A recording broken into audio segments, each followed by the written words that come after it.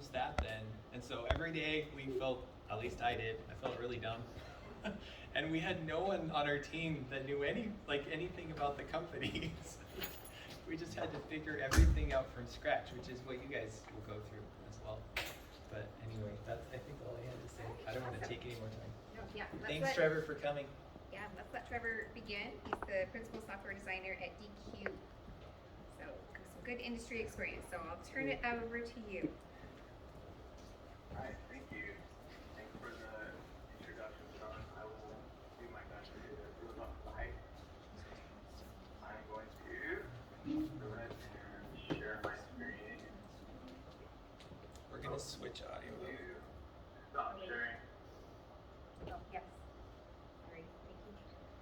Join on that one, and then mute us. And then mute us.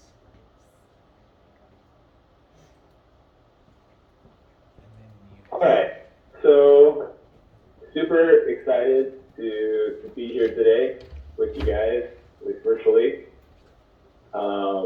BYU Idaho is, it's really cool. I've actually kept my tabs on it just as I've gone along. I'm really interested in the software education space, and I've been really impressed with how BYU Idaho has stayed very current and progressive, and there's so many courses offered around web development that I just have not seen at other universities. So it's really cool.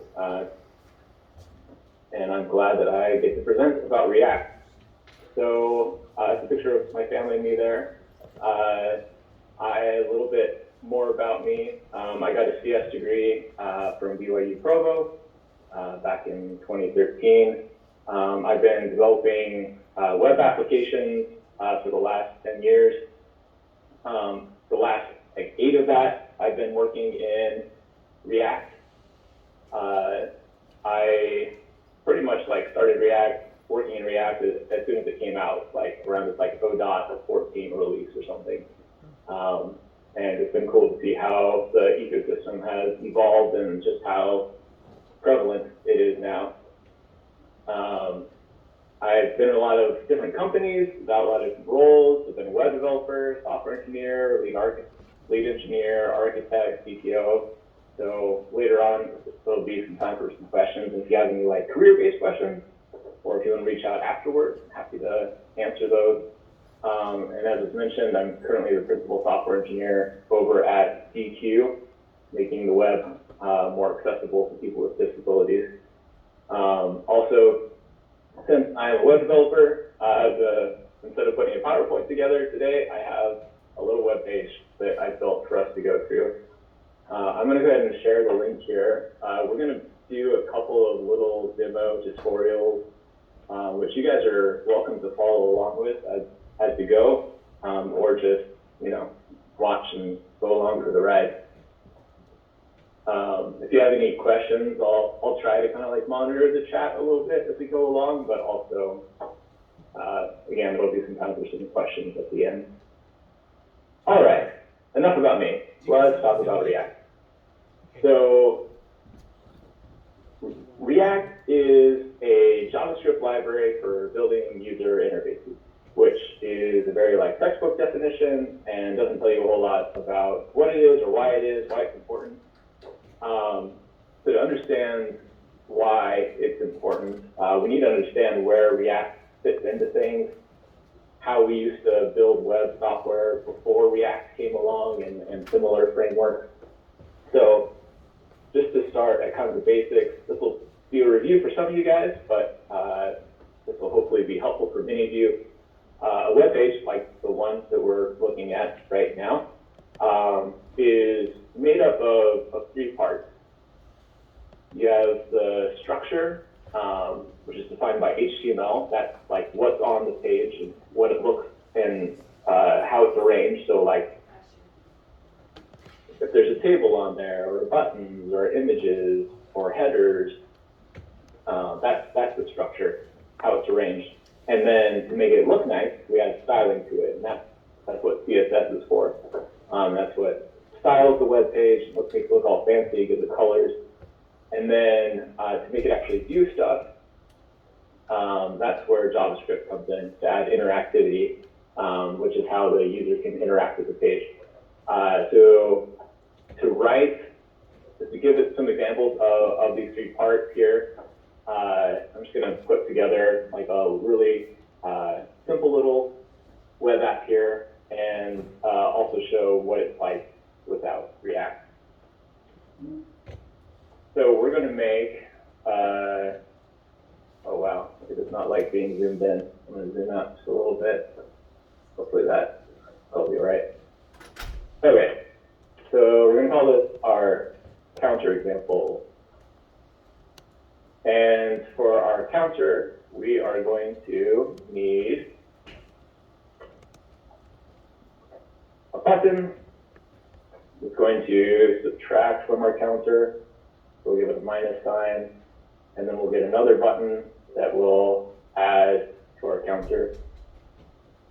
So this H2 bit up here is the header for the page. This div is a section on the page, and we have a couple of buttons with the contents of a minus and a plus. Inside here, we'll go ahead and put the counting amounts that we have, and we're going to start off with 0. So, cool. We have a little web app. Didn't take too much work, but it doesn't look super great, and also the buttons don't do anything. So for the not looking super great part, that's where we're going to jump over to our CSS, add a little styling to it.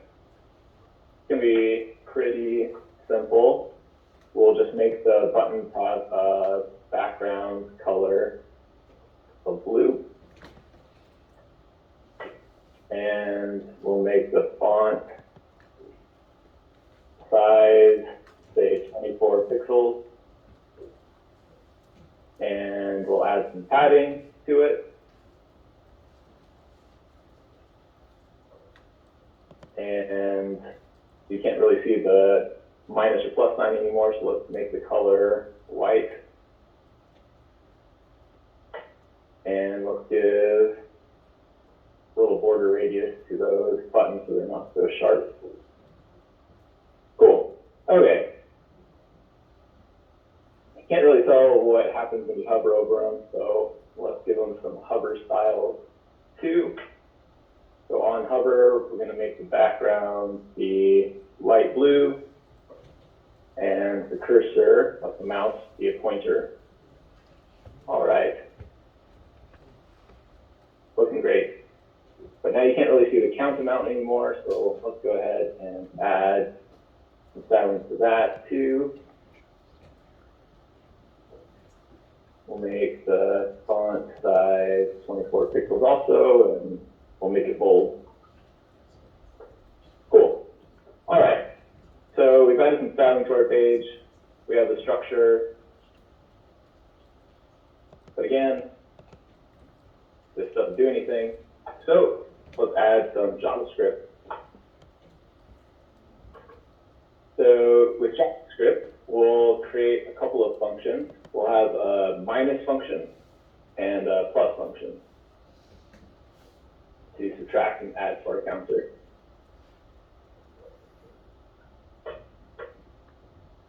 I'll just add a little comment here, to do here, plus. Okay. So we have a minus and a plus. As it is right now, this still isn't going to do anything. Let's go ahead and just alert. We'll say alert minus. Still doesn't do anything because it's not wired up. So the way without React that you would typically wire this up is in HTML. On the button, you would say something like on click, call the minus function. Let's see. Ta-da! It says minus. And we can do something similar for plus. And back here, say on click, call a plus function. Cool. Okay. So we have minus and plus, but this actually doesn't do much. Doesn't do much of what we want anyway. JavaScript has a way of updating the web page. And the way that you access the web page to do things on it is typically by calling document dot something. So in this case, we are going to grab what our current count value is. To do that, I'm going to give our current count value an ID so that we can pull it out of the page. I'll just give it an ID of count. And then I'm going to say const to create a variable, count element equals document.get elements by ID. And that ID is our count. Let's alert that and see what we get. Okay, so we got a span element, which is not the count. It's this whole thing that we grabbed. So to get the contents of that, we're going to store that as count equals count element dot inner text. And because we actually want this to be a number, I'm going to surround it by this call to number, which will change this. In other words, otherwise it would be a string or text, and so this will convert it to a number. And then let's go ahead and alert that now. Cool. So we're alerting the count. But we actually want to update the count. So lastly, I'm going to say count element dot inner text equals count minus 1. And if that works, yay! Can't go up. Uh-oh, still alerting. But it's counting down anyway. All right, so to do something similar down here, I can actually copy and paste a lot of this code, right? The parts where we're reading the count out and converting it to a number and updating the inner text are all the same. The only little bit of difference is that. We'll change the minus to a plus. And all of a sudden, our counter is working up and down. Cool. So that's a really simple web app. What if we wanted to make the counter, what if we wanted 2 counters on our page? So a quick and dirty naive approach would be to just like copy and paste the counter, right? Hey, look, we have 2 of them. Let's go for 3. But what happens, and it looks like it's working, but if we try to subtract or add to some of these other counters, it is not working like you'd expect it to. That's because each of these have the same ID. So in JavaScript land, when we're saying get element by ID count, it just grabs the first one it can find and gives that to us. So to make this work for more than one counter, to reuse this code, we would need to like give these unique IDs, and then we could either make a minus and plus function for each one of those, or instead we could pass the ID in to the function and try to reuse the JavaScript that way. But there's not really a great way to reuse this HTML without introducing some JavaScript. So prior to React, this is kind of how things work. This style of programming is very imperative. So like here, we're telling JavaScript exactly what to do step by step, right? So in order to minus, in order to subtract, go ahead and grab the count element, convert it to a number, and then update the count element inner text to be this value. And so we're telling it step by step, spoon feeding it, what to do in order to get this done. When really the only thing that's unique between these 2 methods is this calculation here. Like count minus 1 and count plus 1 are really the only difference. So it would be really nice if we didn't have to write all this like boilerplate repetitive code, right? That to tell JavaScript how to update the page. And thus enters React.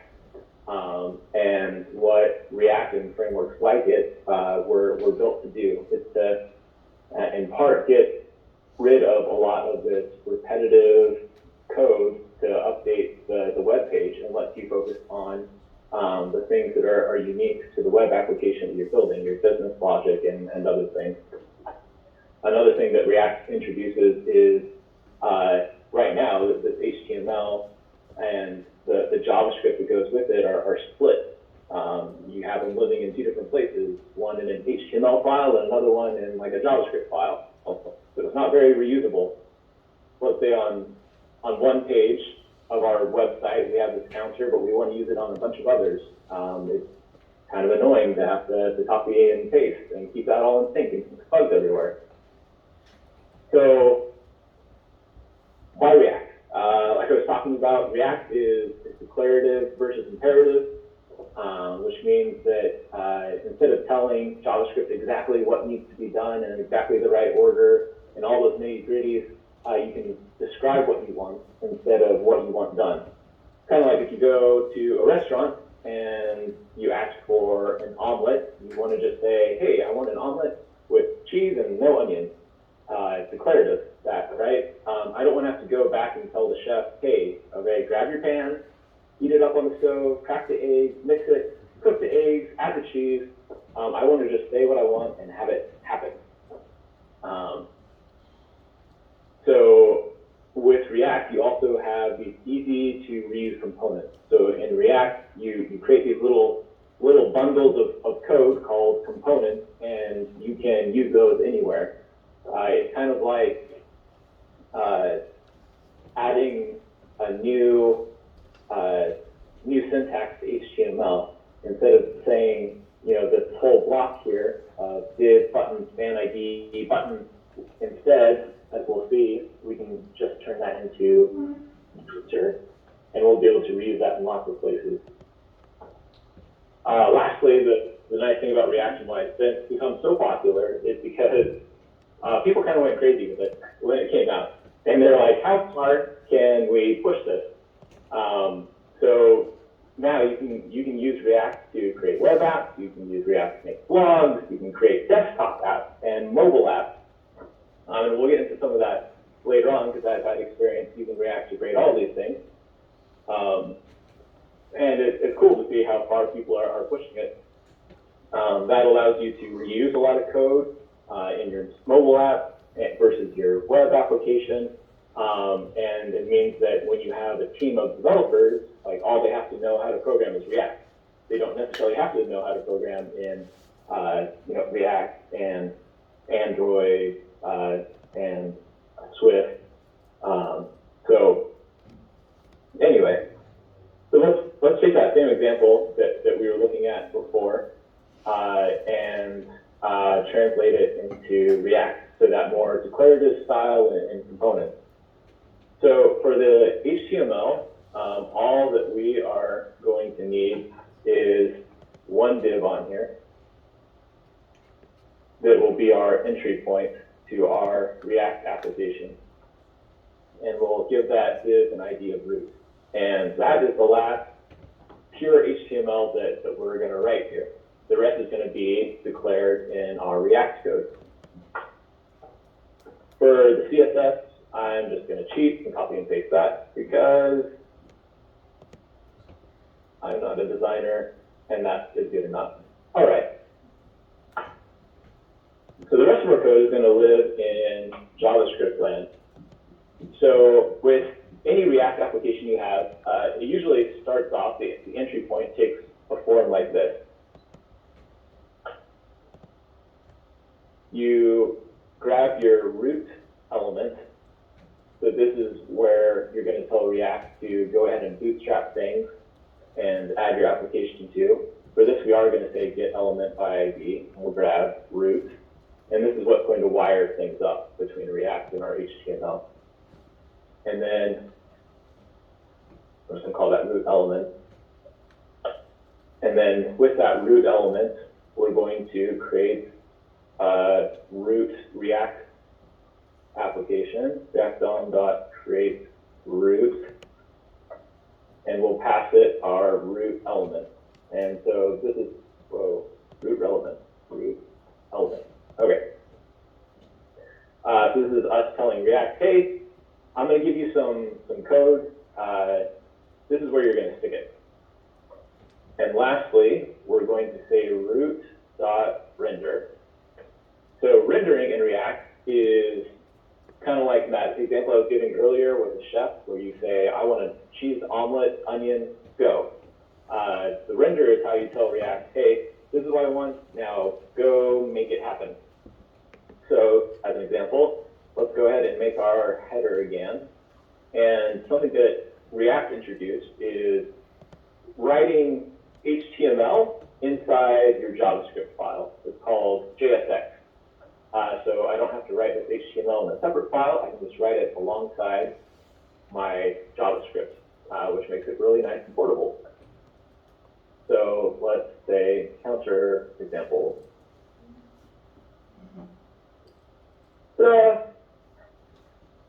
And now React is figuring out how to get that rendered. So let's take that a little step further and let's make our first component. So I'm going to create a component called app. This is really common for your first entry point component to be called app. It's like your application. And all a component is really is a function that you return something for React to render from. So let's go ahead and take that out and let's render our header from here. And we'll replace this with app. And so you see, this is very much like HTML syntax, right? We've basically created a new element that we can render, and React knows how to translate it to what gets printed to the page.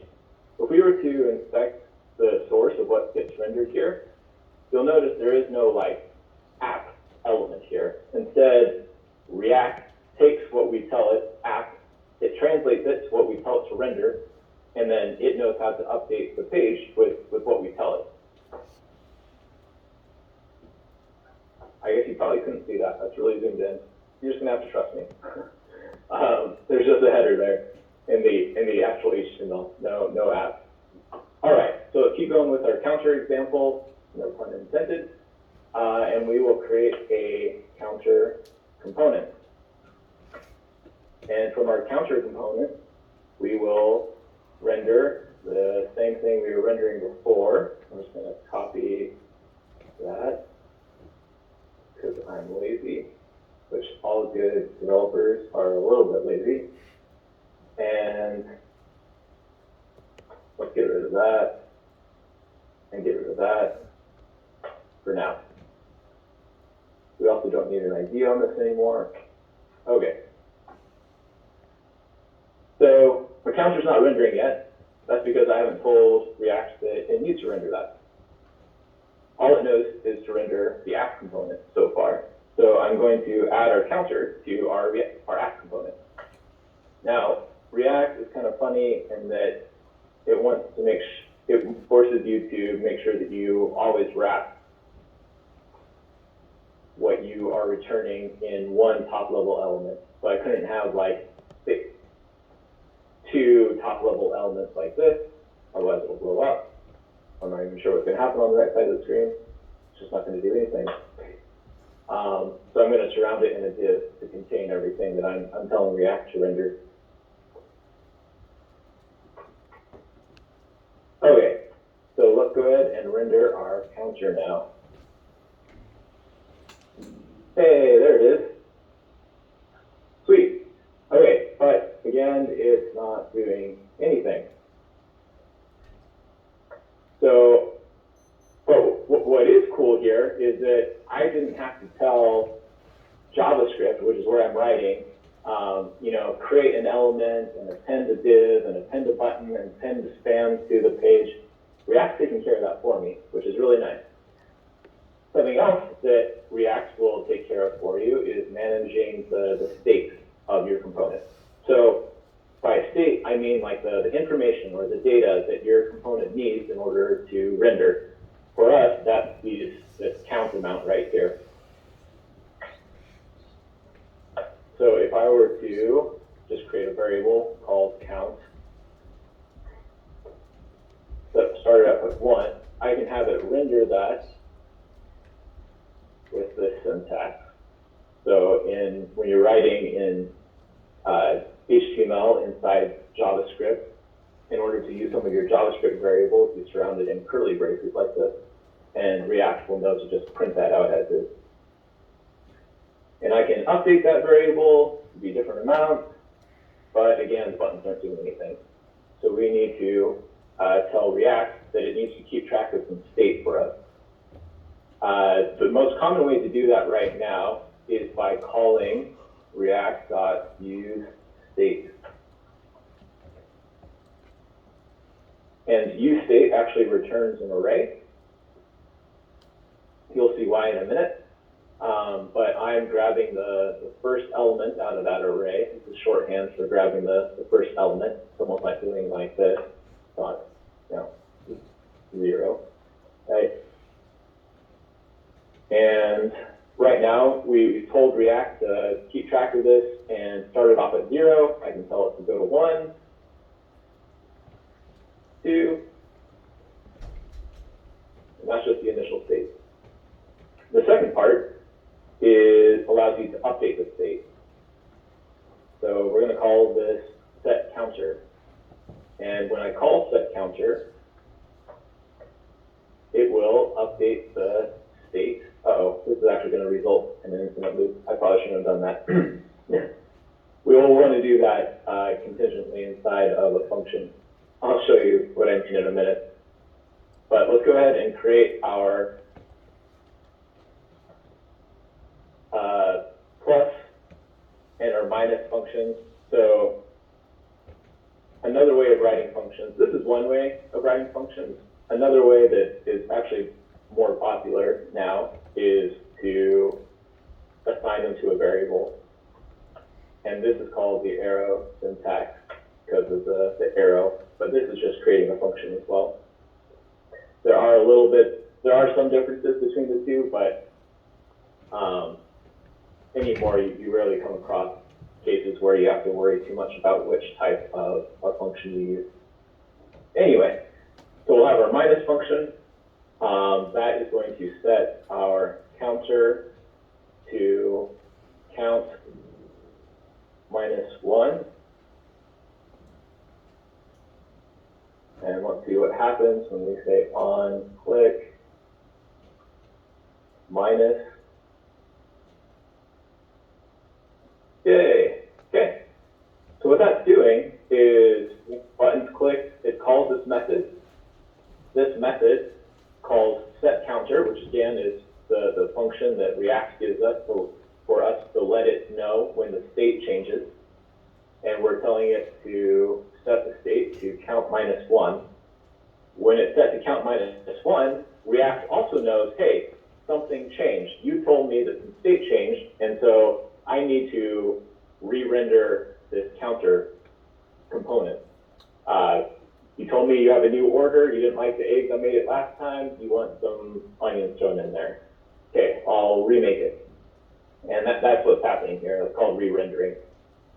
So our plus function is going to look very similar to that. And again, like I was talking about, since we don't have to worry about updating the state or updating the page, we're not telling JavaScript,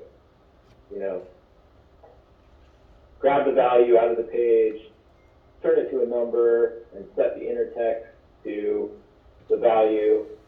Instead, we're just telling React, hey, our state changed, go ahead and re-render with the new state. And this is what the new state looks like, or the new output looks like. And I'm going to wire up the plus call as well. Oh, okay. So we have minus and plus working. Awesome. Okay. So I got rid of a lot of that common boilerplate between the two, making it more declarative versus imperative. Also, going back to what we were looking at before with what if we want multiple counters on the page, we can just copy and paste this. And every time we declare one of the counters, this is called fresh. So it gets brand new state each time, which is why now these counters all work independently from each other because they each have their own state that React is keeping track of and mapping back to the right component. So that means that our code can now be more dry. We have less copying and pasting around. Dry is do not repeat yourself. It's something that you're going to hear not only in school, but all throughout your career to keep your code nice and usable and avoid repetition. Anyway, so let me see. Okay, so those are the benefits of React and kind of why React was created along with the other frameworks is to, again, get all of that common reusable stuff out of the way and let you focus on your business logic, your unique code. So I wanted to touch on like how I use React, how I've used it in the past in my career. So like I was talking about earlier, at one point I worked for a company called Jolt. Jolt had mobile apps for iOS. And that was our only app at the time. But there was this whole segment of the market that did not want to pay for iPads because iPads are really expensive. They wanted to have Android devices as well, but we couldn't take our iOS native app and run it on an Android device. So instead, we rewrote the whole thing using something called React Native. With React Native, it's very similar. You're writing almost what looks like HTML, but what React does is it takes that and it translates that instead of HTML elements on the page, it turns them into native elements that make sense for Android versus iOS. And so that's something I did at that company. It's still really popular to use React Native. It allows you to write the code in one way and have React render it in iOS versus Android, and you only have to write your code once, unless you want to have a few tweaks and differences between the two, in which case you can. But it's that write once, run everywhere kind of thing. Also, of course, kind of the bread and butter of React is, let me open these in other tabs, see if you can see it better, is web applications, right? Like your software as a service, web applications. So like Sean was talking about, he and I worked at Ancestry. One of the big things I did while I was at Ancestry was I redid their profile page along with the team that we were on. And this was all rewritten using React. Also, after Ancestry, I went to work at a bank. So in the fintech space, so it was an online bank, and React was our framework of choice for our front-end application. And then I also worked at a company, and this is for you computer graphics students, if there are any of you in the room. The company I worked at was called Vertex. They use, I don't know if you could hear that sound, if that was just me, but anyway, they use React to build this software to allow customers to visualize their 3D models in the web. Now, there was a heavy like server component to this as well, but a lot of the interactions that you're seeing and some of the things that are displayed on the screen and the manipulation of the model was done using React. And this is really cool and really revolutionary because historically, for some of these really big models, you need these heavy, compute-intensive machines to be able to render these models. But with this software, you can, like share a link to someone, and they can pull this up in their browser, on their phone even, and look at these models and manipulate them. So that was really cool.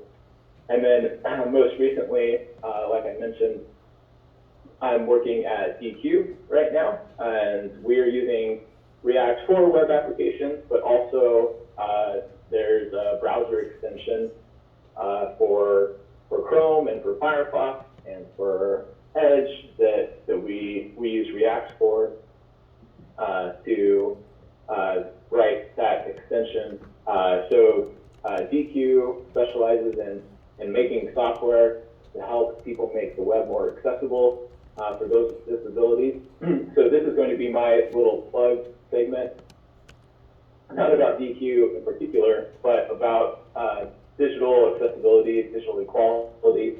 As you're going into your careers, pretty much any company you wind up with is going to have some kind of like website, web application, app, or something that users need to be able to use.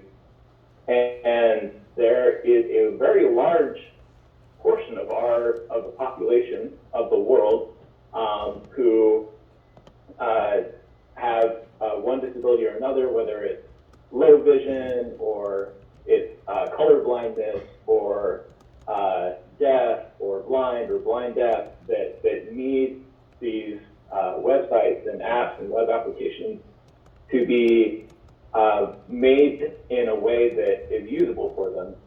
For a lot of the websites and web applications out there, they're just not built to be accessible. They're just not usable at all. A lot of people depend on, say, screen readers to read them what's on the screen, but if the website's not built correctly in a way that screen readers can parse the website and identify the headers and everything on there, it just becomes unusable to a large portion of the population. So wherever you are, please try to spread the good word of digital accessibility and digital equality. And at DQ, this browser extension that we've written is used to help identify issues with web accessibility on a website. So you can find the extension, install it, and just check out the website that you're making and start learning about what things to consider and to improve on. So that's, again, my little plug for accessibility. Going back to React real quick, if you are interested in going further with React, there's so many amazing resources out there now. There's like YouTube channels and blogs and books and everything.